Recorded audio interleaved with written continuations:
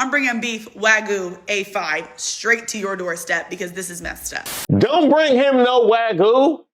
Do not bring him no Wagyu. No, you bring him that beef that they discarded out back of the discount grocery store. It done already left the original, went to the discount, and they discard. That's the beef that he deserves, the nastiest kind. Why, that's the most diabolical Krabby Patty ever spawned.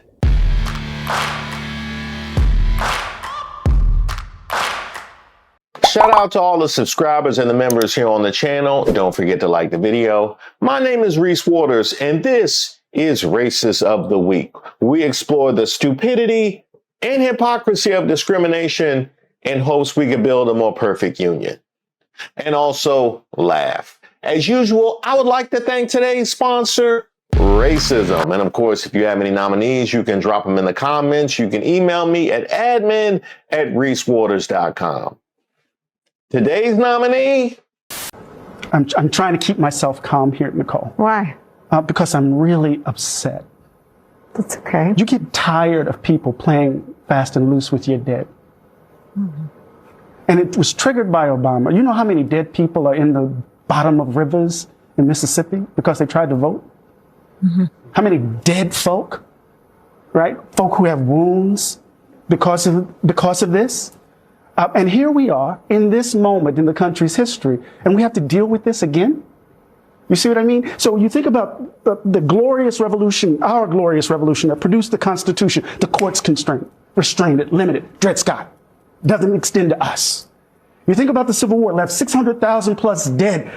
Get the Reconstruction Amendments. We finally look like we're going to try to become a democracy. What do we get? The courts. Slaughterhouse cases. Reduces it. Rolls it back. And now here we are. We've only been a democracy since 1965. Barely then. 15 years later, Reagan is elected, Mobile decision happens. Right? Roberts begins his career right there. And so here we are. It's exhausting. And so, yes, we have to get together. Yes, we have to mobilize. Yes, we have to organize. But these people play fast and loose with our dead. They play fast and loose with our sacrifices. They think they own freedom. They can give it to us and take it away whenever they want. And they think we're just supposed to sit here and take this, right? So first of all, I'm just going to express my rage at this decision. And then the second thing we need to do, of course, is to get about the hard work of trying to salvage this democracy as we've done since the moment we've been on these shores. Where does the first part of it end and the second part begin?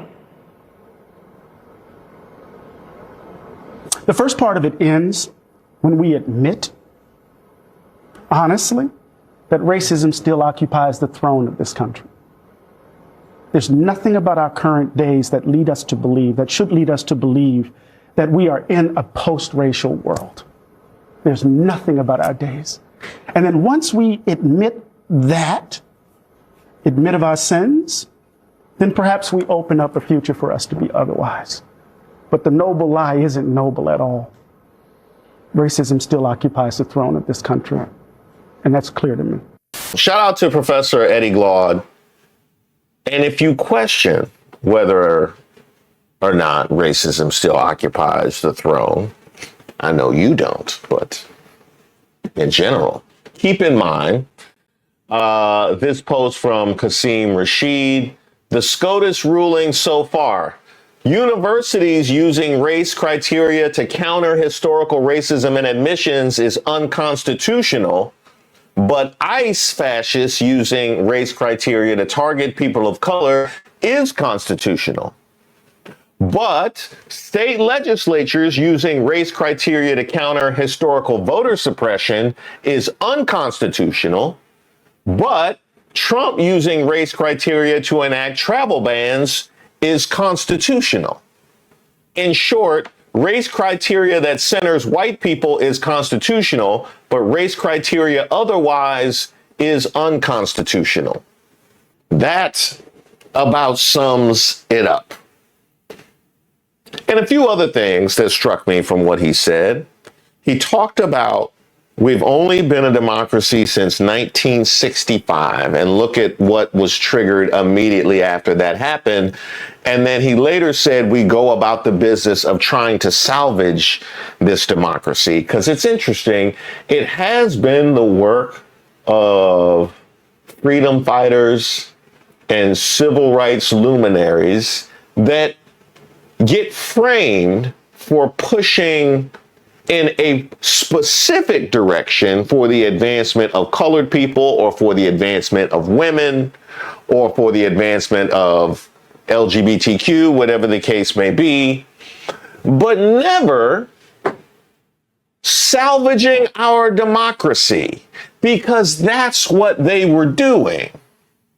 Yes, they were pushing for more rights for a specific group of people, but that needed to happen to salvage our democracy.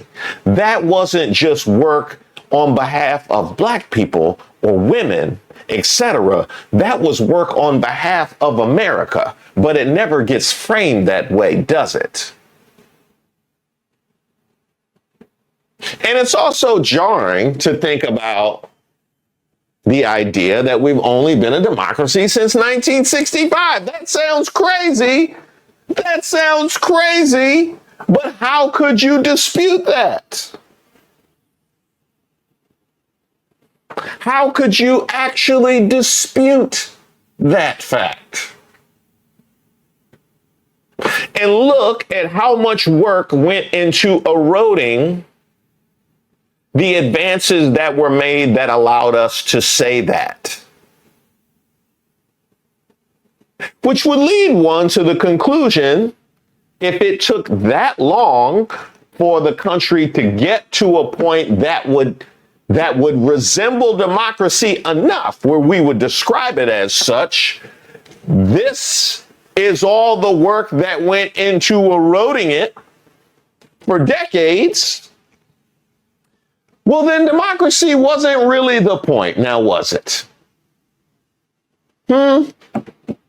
Democracy, it seems like democracy was never really the goal. If it took you that long to get there, and then it brought about all of this. That's interesting. That is interesting. And when you have a useful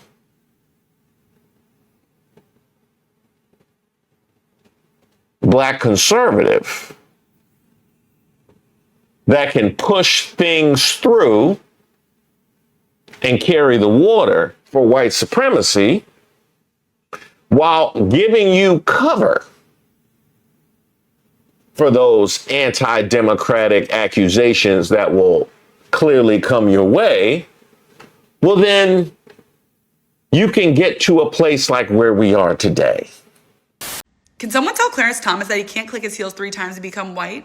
Like, I don't think he knows that he is not Dorothy and this is not Oz. Clarence Thomas said that the Voting Rights Act should never be interpreted to effectively give race groups an entitlement to roughly proportional representation. Newsflash, bucko. That was never the argument. No one said that but you. We actually said that the Voting Rights Act, especially Section 2, needs to be used to ensure that Black communities have a fair opportunity to elect candidates of our choice through the creation of majority Black districts in places with a long history of racial discrimination in voting. You are the only one talking about entitlement. It was reflexive. It was reflexive. You know, if it got to do with Black people, you know he gonna go to entitlement. He think his own feet are entitled. And it doesn't matter how many times you align with white men and how many times you have sex with your white wife, you are still a Black man with Black skin. And I know you hate it, but that's just how the cookie crumbled for you. And I'm so sorry that it just happened to be a chocolate cookie. I know you wished it was vanilla, but God had other plans for you and it's time to accept it. Oh, you know he was mad. I said I wanted blonde Oreos. And I need more white in the middle. But today, Clarence Thomas was a part of the 6-3 Supreme Court decision that gutted the Voting Rights Act and ruled that Louisiana's recently drawn map, which included a Black majority district, was unconstitutional. And as a result, the state will likely revert to a map with fewer majority Black districts, which will inevitably shift political representation and give Republicans an opportunity to gain a seat in the House of Representatives. This decision Didn't completely invalidate Section 2, I will say that, or completely eliminate race-based redistricting, but it does lay the groundwork for the fact that any map in the future that has a black majority district could be overturned. Let me say it more clearly. Across several states, particularly in the South, there are congressional districts that were drawn or revised to ensure that black voters have an opportunity to elect candidates of our choice. Under this new legal framework, those districts can face challenges, and if multiple districts are struck down or redrawn without a focus on maintaining minority voting power, the political balance will inevitably shift drastically. More clearly, the ruling means that up to 10 majority black seats can flip from blue to red. This decision has everything to do with diluting black voting power. Without the ability to intentionally draw districts that reflect the strength of black communities, our votes will be spread across multiple districts where they're less able to influence election outcomes. And that's the problem, because over time, this will lead to fewer black representatives in Congress and less attention to the specific issues and needs and priorities of our community. So I'm pissed, because this weakens both descriptive representation, which means who is elected, and substantive representation, which means whose interests are advanced. That's the part that's upsetting, because this lays the groundwork for something extremely dangerous. So Clarence Thomas, I got beef with you. I got beef with you. And everybody else, all 6 of y'all, I'm bringing beef Wagyu A5 straight to your doorstep, because this is messed up. Don't bring him no Wagyu. Do not bring him no Wagyu. No, you bring him that beef that they discarded out back of the discount grocery store. It done already left the original, went to the discount, and they discard. That's the beef that he deserves, the nastiest kind. Why, that's the most diabolical Krabby Patty ever spawned. I've never seen a man who hated his race so bad, to the point where he would make sure that every door that was open for him to walk through, he made sure he closed that, locked it, built a brick wall, and stuck a Doberman pinscher right in front of that hole so none of us could get across. And a white Doberman pinscher at that. I didn't even think they made those. Do they make those? Clarence Thomas is the from Django. Samuel L. Jackson, he played Clarence Thomas. Clarence Thomas would be the one to snitch when Harriet Tubman trying to get everybody to fuck out. He would be the snitch. I really believe that Martin and Malcolm would be in the background saying, I hate that. You know, 99.9% of the time I'm rooting for us. But I can't wait for that man. I can't wait for the day they say that, you know, his clock is up. And I know this man was married to a black woman first, even though he kept it on a hush hush. I know he was married to her first. I want to know what the she said to him to make him go ahead and turn around and marry a white woman and treat black people like shit, as if he was white. That really needs to be studied. He needs to be analyzed. We don't need no study. We don't need no study. She didn't say nothing to Clarence Thomas. All she did was put mirrors in the house. Yep, she got back from TJ Maxx with some mirrors in the house, and that was that. I am not black, nor do I consider myself to be black.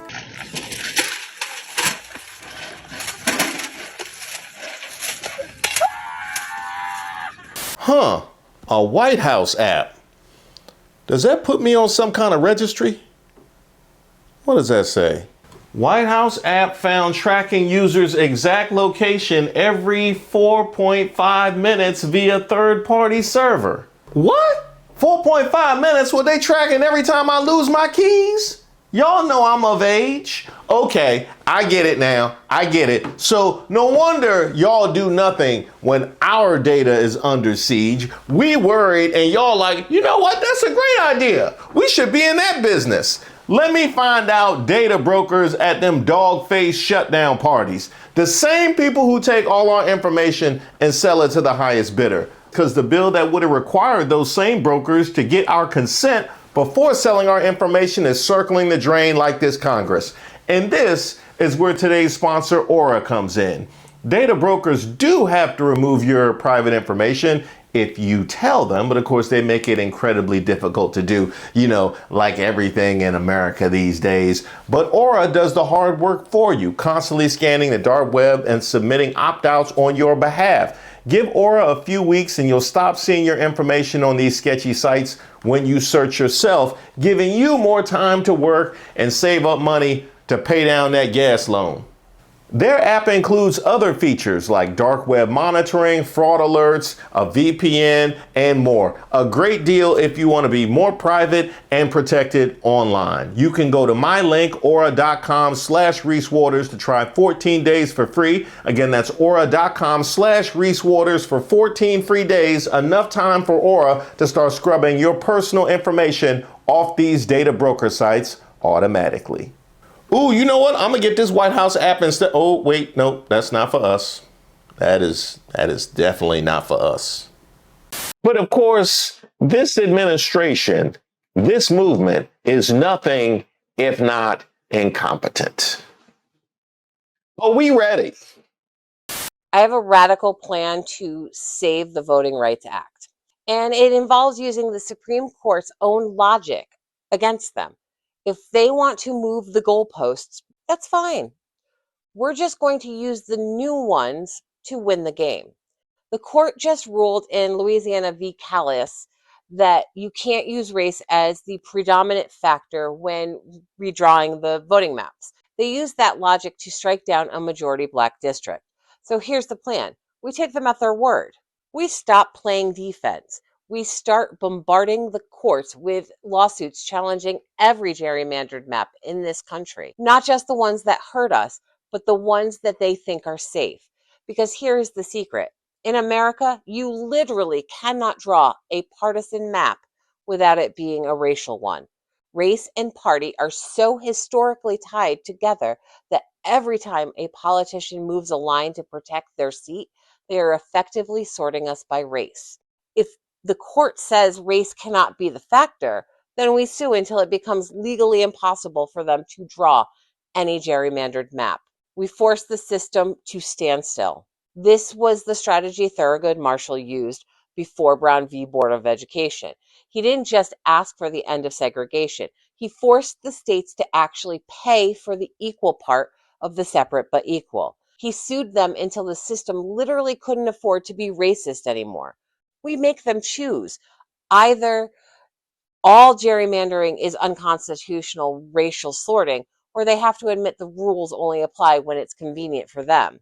This is how we stop walking off this cliff. We stop waiting for them to give us a seat at the table, and we use their own legal reset to build a representative body that actually looks like the representative people.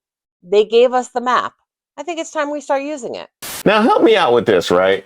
I asked this question during the gerrymandering video that I dropped in the immediate aftermath of this decision. What does gerrymandering look like in a world of historic unpopularity? In a world where you can't count on the deepest red jurisdiction to carry the GOP brand, what does gerrymandering look like? In a world where you have people like Joel Webbon talking about how the America First Christian nationalists are going to take over the GOP and expel the neocons,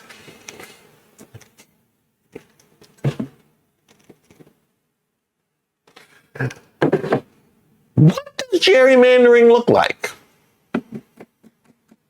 Huh? What does gerrymandering look like? And I would also ask, race was what was used to allow gerrymandering that divorced it from being political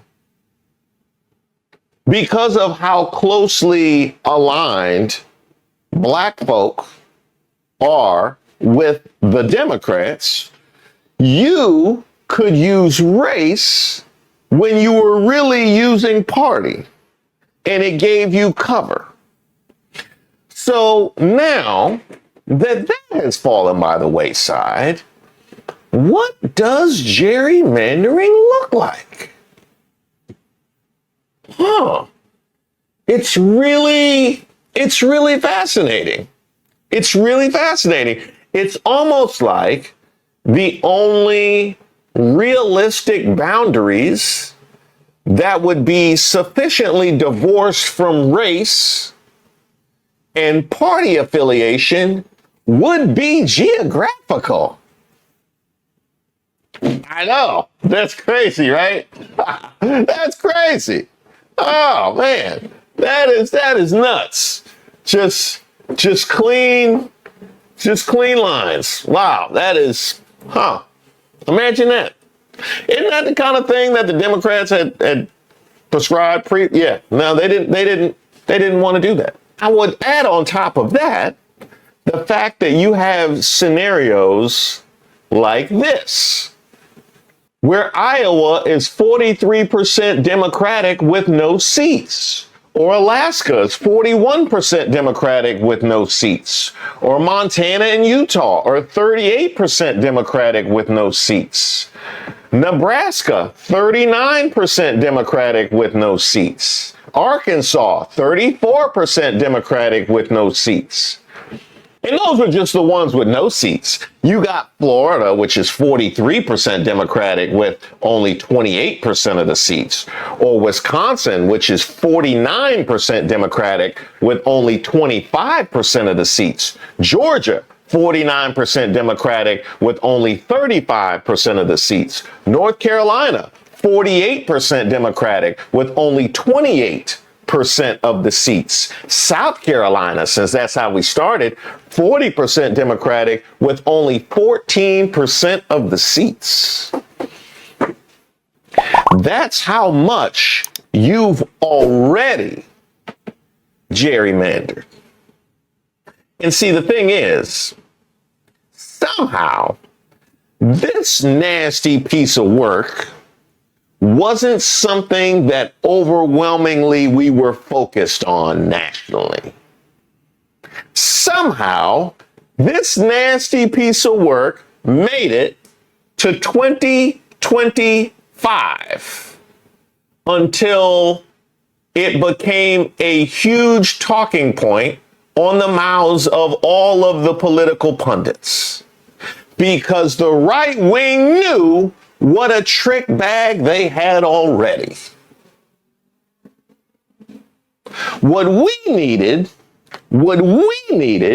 was somebody to come along who was so myopic and self-interested that he would pull the wool down on the whole entire thing in order to keep power.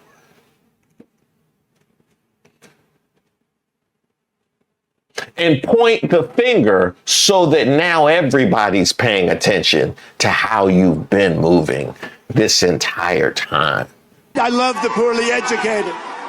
Now, one of the themes of this political movement, one of the themes of this political era is backfiring. And as we have seen with the Supreme Court, them enabling Trump all along the way has completely diminished their own power and ability to control what he does. So even when you do something as groundbreaking as destroying the precedent that was already laid out, your boy still wants more. Imagine that. It's almost like y'all taught him how to act. Trump issues demand that states cancel elections and rig maps for GOP after Calais. After the Supreme Court gutted a key provision of the Voting Rights Act, President Trump insisted over the weekend that Republicans should rig political maps in their favor ahead of the upcoming midterms, even if that means scrapping active elections. Quote, we cannot allow there to be an election that is conducted unconstitutionally simply for the convenience of state legislatures. We should demand that state legislatures do what the Supreme Court says must be done. Oh, okay. So now we have to do what the Supreme Court says must be done. Now we do. Because earlier, this year, yeah, last month, we was calling them out and activists. Now all of a sudden, and by the way, what do you mean by unconstitutional? When you said the elections would be unconstitutional, How would you define an unconstitutional election, Trump, that doesn't go your way? Exactly. Okay, I got you. As long as we're clear. Well done, Supreme Court. Well done. And you too, Louisiana. In response to the court's decision, Louisiana Governor Jeff Landry declared an emergency and halted ongoing U.S. House primaries in the state to allow the GOP-controlled legislature to enact a new gerrymander before the midterms. Now, wait a minute. Is this the same Jeff Landry that was rolling with 50 Cent? Huh. So that's 50 Cent's boy. And he said, what now? Declared an emergency and halted ongoing primaries to allow the GOP-controlled legislatures to enact a new gerrymander before the midterms. Oh, they in the disenfranchisement candy shop. That's where they at. It's many men they don't want to vote. That's y'all's man, 50 Cent. That's y'all's man. And by the way, I hope everything is all good in Louisiana since this calls for an emergency. I could think of some reasons to call for one. This what he went with. And he wasn't the only one. I'm such an amazing leader and so great for the great state of Tennessee, I have called a special legislative session because we're 51st in the nation for education spending. No. Because we have one of the highest infant mortality rates in the nation? No. Because we've had zero job growth for 2 years here in Tennessee? No. Because we can't afford groceries? No. Because our farmers are suffering with the war in Iran that you supported? No. Why, Marcia, are they coming back in session? We can take voting rights away from black people. Beyond Louisiana, the ruling has also triggered an onrush of Republican redistricting efforts in Alabama, Mississippi, South Carolina, and Tennessee, all of which were aimed at wiping out black political power. And if you can't wipe out the power of the vote, well, I guess you just got to halt the vote now, don't you? Republican U.S. Senate hopeful Mike Rogers said recently he wants off-duty or retired police officers to be recruited as poll watchers in Detroit, a move that would revive a strategy historically used to scare or intimidate voters of color. Not across the country, not in Michigan, in Detroit. They're not even shy about it. And maybe you should have, Mike Rogers, because I mentioned in the case with Jeff Landry and Marsha Blackburn, they had other things to worry about. This you? 6 weeks ago, Republican Mike Rogers looked Michigan voters in the eye and told them, don't worry about gas prices. So let's check in. March 17th, Oakland University. College Republicans ask about gas prices. Rogers tells them, you'll get your oil because we're going to pump our oil right here in America. And we got plenty. We are more than 60 days into the Iran war. The average gallon of gas in Michigan, $4.86. On March 1st, the day after the war started, it was $2.99, which is a 62% increase in 2 months. Yes, there is an Indiana refinery outage, adding fuel to the fire. But we know the underlying pressure is the Strait of Hormuz and more than 60 days of war Rogers told voters not to worry about. Trump rejected Iran's latest peace proposal. The war is still happening. Here's the thing about running for Senate on don't worry about it. Eventually, people fill up their tank. Eventually, the receipts show up. Rogers lost by 19,000 votes last time. At $4.86 a gallon, that math is going to get worse fast. This is the kind of story that shapes elections, and it's the kind of story that Heartland Signal is here to report. So here's my last question. Because I've asked you how gerrymandering looks when you're this unpopular. How it looks when you can't use race, and that's what you prior have been using in order to gerrymander up to this point. But how about this? How does gerrymandering look when you've already gerrymandered this much?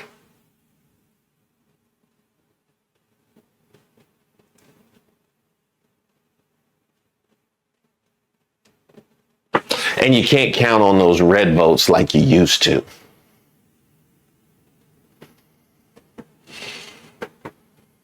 There's nothing that the GOP or MAGA or Trump has rolled out that hasn't come back 10 times bigger. And this will be no different. But we do, at least at the very minimum, have the necessary justification to do what should have been done a long time ago when it comes to the Supreme Court. So for that, Clarence Thomas, Sam Alito, John Roberts, thanks for playing. Well, if the vote wasn't worth something, they wouldn't be trying to keep you from voting. So I feel the same way about womanhood. If we weren't so powerful, there wouldn't be such a push to keep us in a place. Thank you guys so much for watching the video, and a special shout out to everybody who reached out to me at admin@ReeseWaters.com. Bro, let's get straight to it. On my mama, we lit.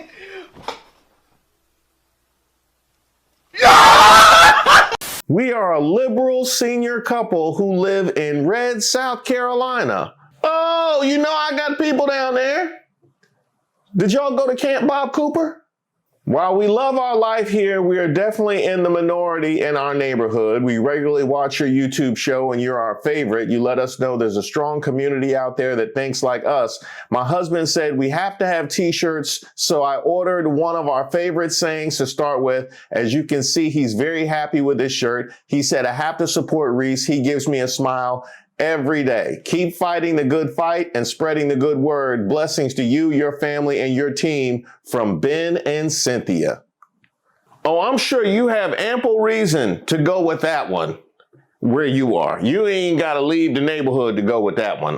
Shout out to y'all, Ben and Cynthia, especially if y'all been down to Davis Station. You've been down to Davis Station. You know, it's serious. And don't think I miss what's going down at SC State. And speaking of which, from Sarah, we are from Southwest Louisiana and are big fans of yours. I was introduced to your YouTube channel by my fiance, James. We watch you every night. I couldn't think of anything better to give him other than your Who Raised Y'all and Let Him Fight t-shirts for his birthday, Easter Sunday. He absolutely loved it and showed everyone with excitement. Thanks for what you do. James, your birthday is on Easter Sunday? You just convince yourself that everybody wearing seersucker for you? I like that. That's pretty smart. That's pretty smart. You serious? Now, there are so many more like that, and I'm so grateful for all of them. I'm still working my way through, but those two stuck out to me. South Carolina and Louisiana, two places that I've had reasons to speak on recently because of attempts to subvert our democracy.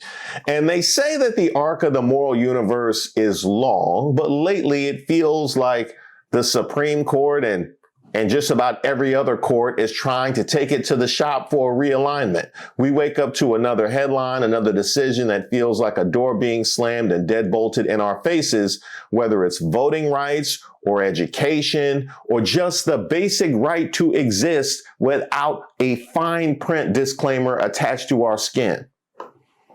It's heavy, the kind of heavy that makes you just want to sit out the next play. But then I remember who we are. See, our history isn't just a collection of dates in a textbook. It's a masterclass in the word despite. We didn't become who we are because the rules were fair. We became who we are despite the rules being rigged.